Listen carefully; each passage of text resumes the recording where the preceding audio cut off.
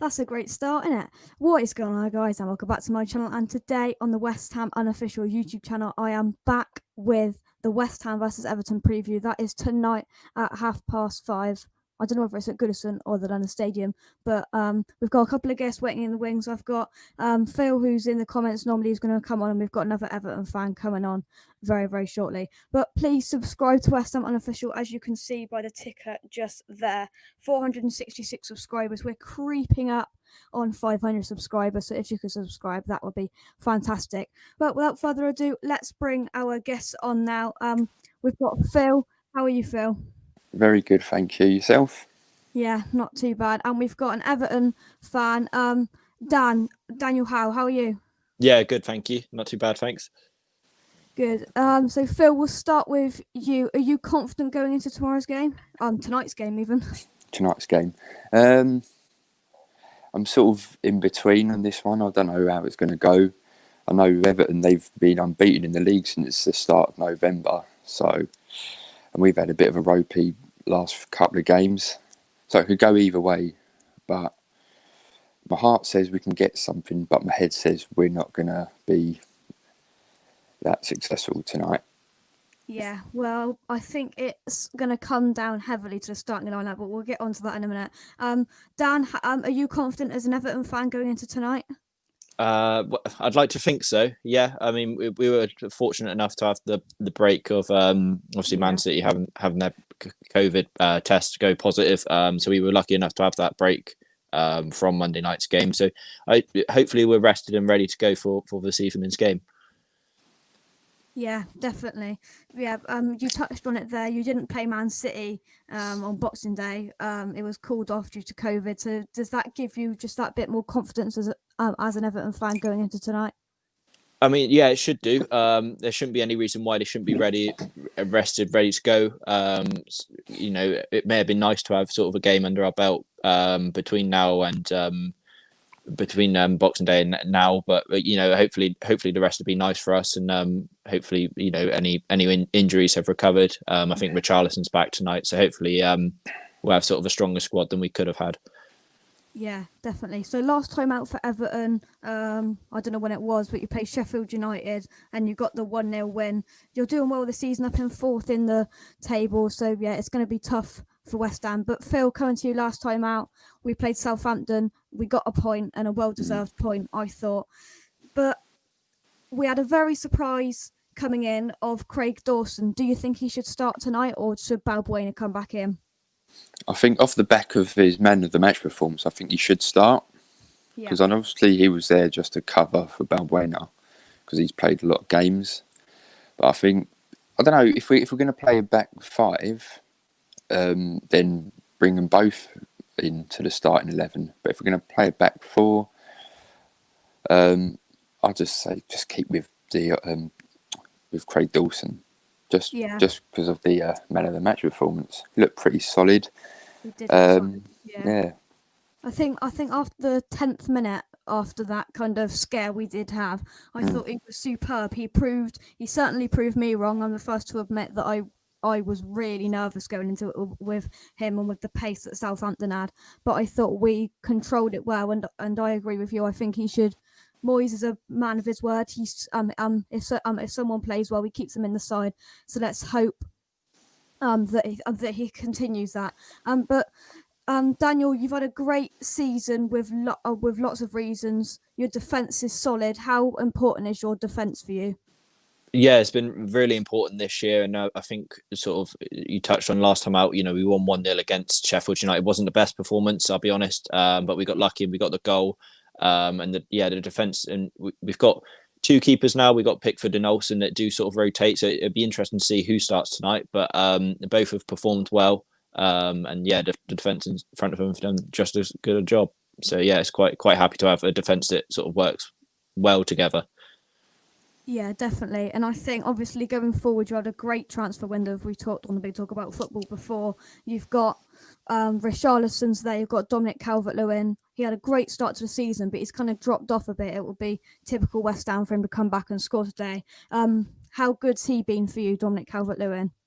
Yeah, he's been really good. Obviously, over the last couple of weeks, he hasn't really had the sort of the ball as much as because obviously having Richarlison out injured and Rodriguez as well. He hasn't really been given as many opportunities as he probably would like, which is probably where the goal droughts come from more recently.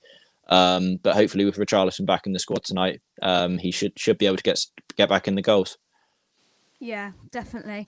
I think it's inevitable to you sitting in fourth how important that James Rodriguez is to you. He's out. Is he injured? I believe. Yeah, he is currently. Yeah, he's sort of Yeah. he's got an injury, so yeah, we've got a few out. So Yeah, Phil, that's a big plus for us, I think, because he's had a great start to the season, hasn't he? James Rodriguez. How much of a plus is that for West Ham? Oh, it's a massive plus because we all know what he's like, what he's done for all the teams he's played for in the past. He's a creative player. You know what you get with him.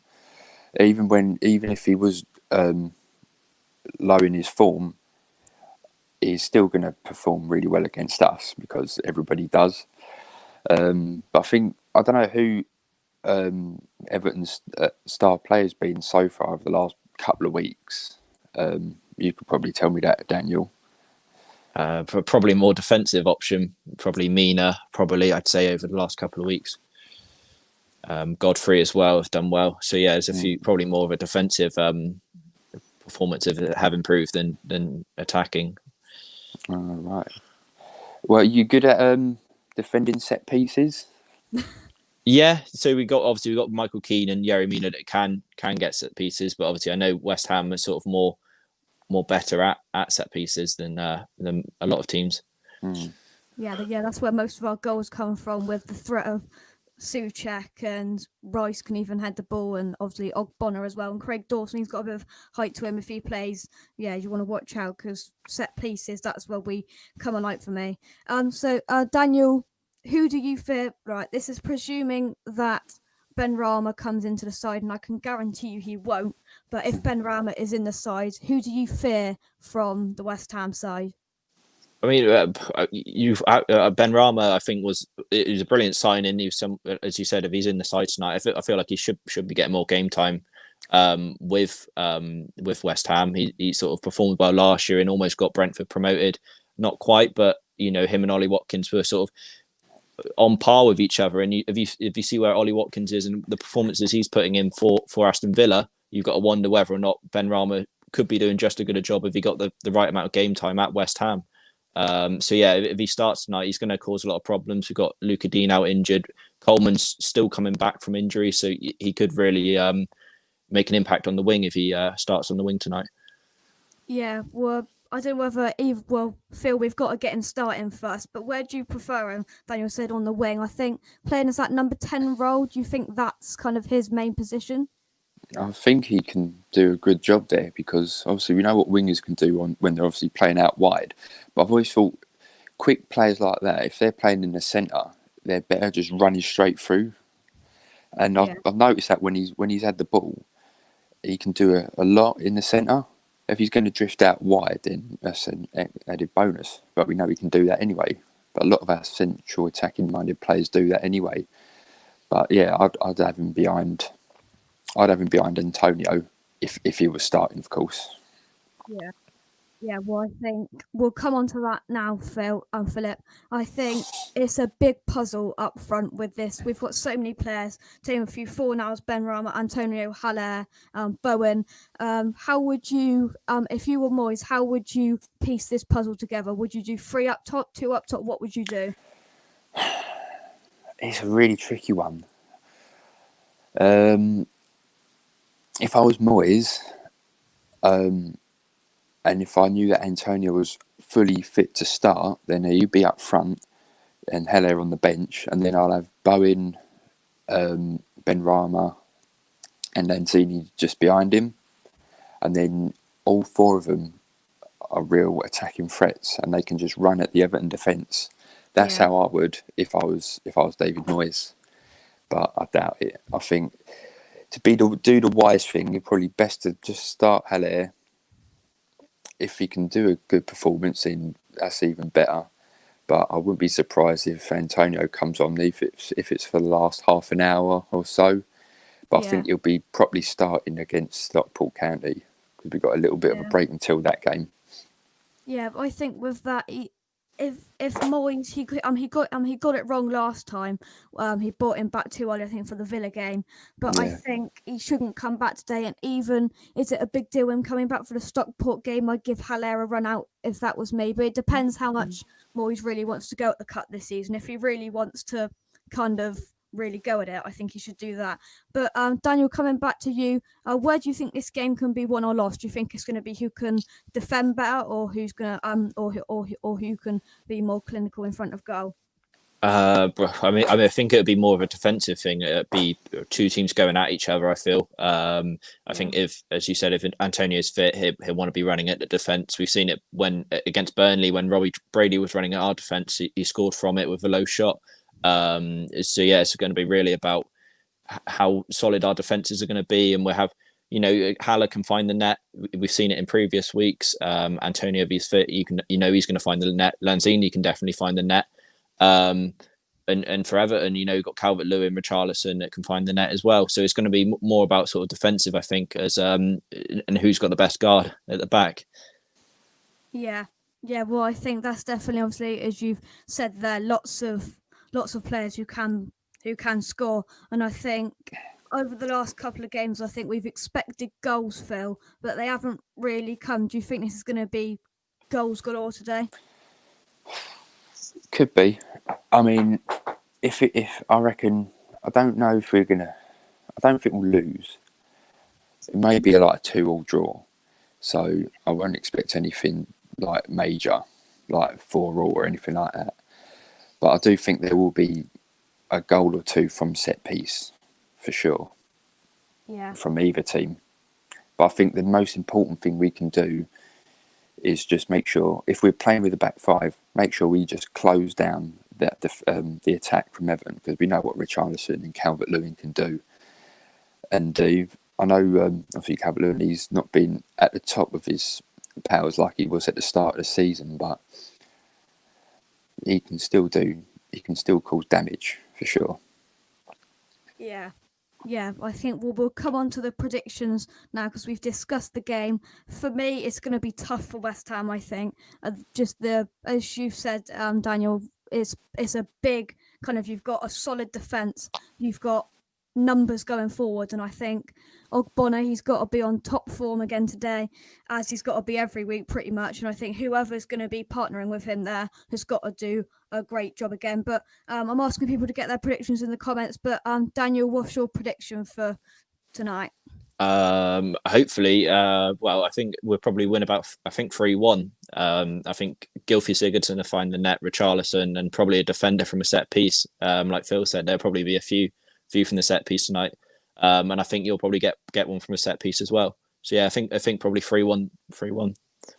Yeah, I could really see that. Phil, you're shaking your head there. What's your prediction? I'm just going to go for a 2-2 draw, and that's me being positive, because we know that Everton's always been our bogey team, and 2-2 seems to be a bit of a common score when we don't lose against them, I feel. Thank God Lukaku ain't there anymore. No, that's right. Yeah, so you're going 2-2. Who's going to score for West Ham, do you think? I'm going to go for Souček, and I don't know. I'll just go Souček gets 2 goals from headers. A Souček brace, that would be lovely. Right, so let's just dive into the comments. What are you guys saying in your predictions? Dad's going with you. Oh, no, wrong comment. Dad's going 2-2. Kieran's going 1-1. Methinks, yeah, it could be something like that. I think a draw would be good. Kent, 1-1. Kent, who's going to score? Is it going to be Souček? So young Jake is doing a fantastic job, showing great composure, really polished, well beyond this. Thank you very much. So, Peach Johnson has to start this toffee cat. No clue what you're saying. No clue what you're saying, Peach. Come on, Fo. It's Christmas. It's New Year. You're going 3-0 Everton. Come on, Fo. I agree, Fo. You're sounding like Brendan Rodgers. So yeah, Kent's going for Bowen. Yeah, he could be on the score sheet, but I think I'm gonna go positive. I'm gonna go 2-1 West Ham, and that is very positive, Phil. I think that could be too. I think that could be too optimistic, but hey ho, we're gonna go like that. Yeah, that's But a anyway, good prediction. Daniel and Philip, thank you for joining me today. And hopefully, I'll wish you good luck, Phil. After tonight, I'll wish you good luck too, Daniel. Thanks for joining me today. Lovely. Thank you, Jake. Cheers, Jake. Thanks for having us. See you later. Thanks, Phil. Thank you. So yeah, that is it. We've done our preview. I will be back. It's 5:30 kickoff today, so that will be 7:30. So I'm going to try and be done with the review up by 8 o'clock. What have we got here? Heart ruling head, Jake. Yeah, so thank you all of you in the comments, Fo, Kent, Liam, Peach, and Kieran, all of you in the chat. I will have West Ham Wednesday is going to make a return. I couldn't fit, if I'm being honest, West Ham Wednesday into all of the fixtures at the moment, but I'm going to try and bring that back, and I'm going to have a special episode on the first Wednesday in January. We're in January now, and I'll give you a clue. It's going to be about some of the top moments of 2020 in West Ham. So yeah, that is going to do it. Please subscribe to the channel if you are new, and Happy New Year and bye everyone. And I'll be back with a review on United, very close to 5,000 subscribers. So hopefully they're going to get there very, very soon. But yeah, that is it from me. Come on, you Irons, and I'll see you very, very soon.